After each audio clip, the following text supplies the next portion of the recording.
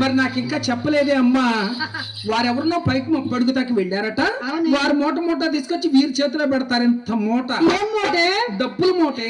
నాకే ఇస్తాడమ్మా. తీసుకొచ్చి నువ్వు నాకు ఇస్తావు, నేను తీసుకెళ్లి నా పోషణలో పెడతాను.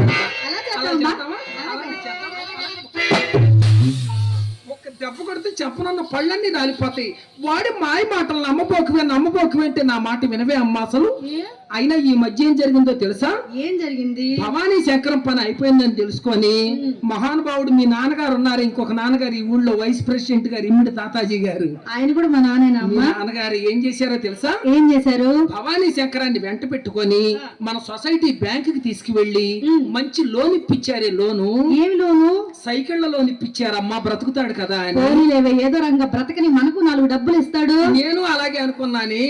ఆ సైకిల్ తీసుకెళ్లి ఆ సెంటర్ లో ఓపెనింగ్ చేశాడు. ఓపెనింగ్ చేసిన గంటకు అప్పులోళ్ళు వచ్చి తలా ఒక్క సైకిల్ ఎత్తుకుపోయారు. మరి శంకరం గారికి ఏమిటి మిగిలింది? భవానీ శంకరం గారికి ఏం మిగిలిందా?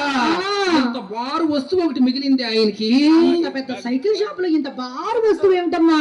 గాలి కొడతారు చూడు, పంపు. పంపుతో ఏం పని? మనం ఏం చేసుకోవాలి?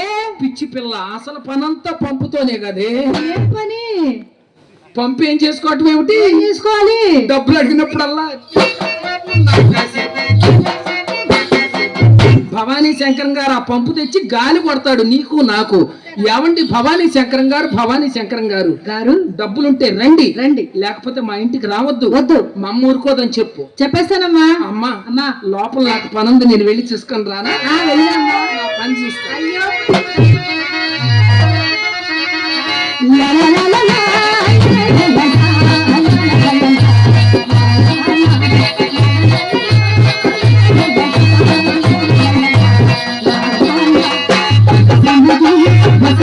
Bye.